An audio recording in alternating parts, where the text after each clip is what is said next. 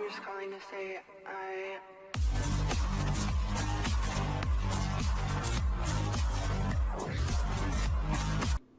What's up guys, Rage Quitting here, back with another video for you guys. Check this out, okay? I figured out how to make neat plates even neater because reviewing my PvP videos, I was like, man, dude, those plates are awful and they're ugly and they have way too much information on it, right? So for example, let me just go ahead and throw one glaive at this target dummy right here. Boom. Now you see all this up here? We don't really need to track all of this. So the only thing I really care about is my Mortal Strike debuff with Blade Dance and then my Soul Rend dot. Right? Throw Glaive puts a slow on the target. You get Chaotic Imprint, right? The debuff, and then you get a couple other debuffs, Burning Wound and stuff like that. But I don't need to track all of that stuff. Plus, I don't need to also track like the Chaotic Imprint and what type of school of magic it's buffing or whatever, right? I really only care about two things: Soul Rend dot and Mortal Strike debuff. So I'm gonna teach you guys how to get rid of all that extra stuff because you don't need to keep track of any of that. And what we're gonna use here for that is Neat Plates. This is the add-on that I'm using currently. Plater also has an option like this, and I'm pretty sure ELV UI has an option like this too. So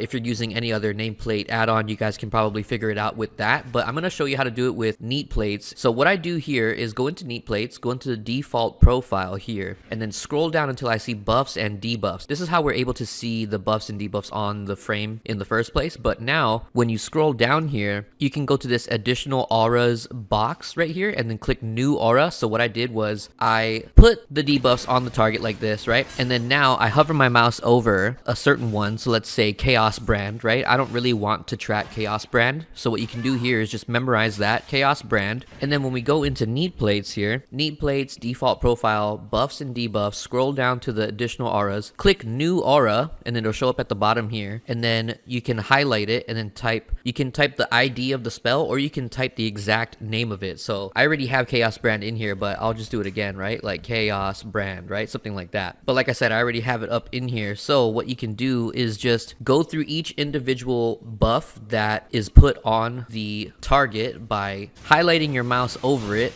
over here. So like Burning Wound, Chaos Brand, right? Go into Neat Plates and type it into this additional auras box here. Click new aura, type it in. So you see I have on the list here, I already typed in a whole bunch of stuff that I don't want to track, and so I only want to keep track of Soul Rend and Mortal Dance. So what I do here is type in Soul Rend and aura filter, mine only, and then Mortal Dance, same thing. Aura filter, mine only, and then for all the other ones like Burning Wound, I'm gonna hit exclude over here on the drop down. Chaos Brand, exclude. Serrated Glaive, exclude. Because I know the buffs that I'm putting on, or the debuffs rather, that I'm putting on the target whenever I use my Throw Glaive or whenever my Demon Bites, you know, hit the target or whatever. So I'm just gonna go ahead and type in all this stuff like Trail of Ruin, like that extra dot you get from this talent right here. I don't need to see that on the target because I just know that it's working, right? So Trail of Ruin, we're gonna go ahead and exclude that as well. And then Chaos Brand, all the different schools of magic, Fire, Frost, Arcane, Shadow, and Nature. We're gonna go ahead and type that. So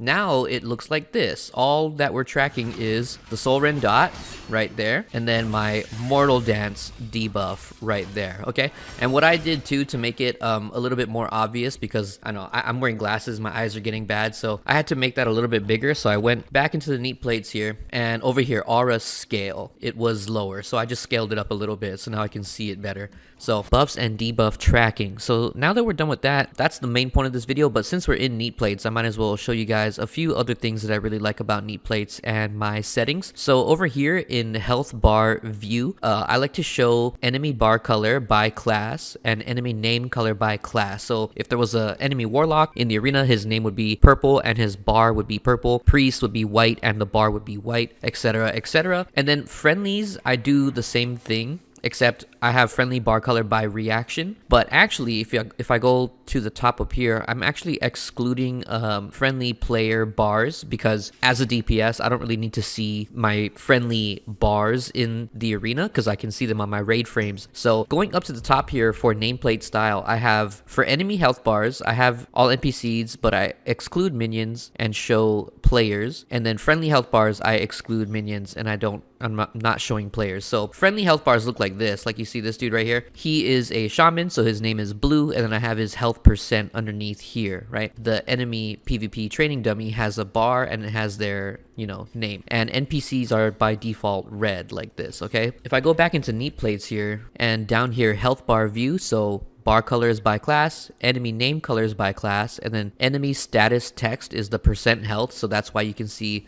that this PvP dummy right here is at 54%. That's what that is right there. And then also spotlight opacity and current target opacity is all the way up at 100%, and then non-target is at 80. You know, I turned it down a little bit so that whenever I'm targeting a certain thing, they're the thickest and the brightest, and then everything else is a little bit lighter. So that's what that is right there. And then for the scale, so I scaled up the bars a little bit because it's kind of small by default, in my opinion. So I scaled it up, and then spotlight scale is even higher. So what this is here, and I have this box checked down here that says spotlight target units. So let's say I'm gonna tab target through all of these guys right here, right?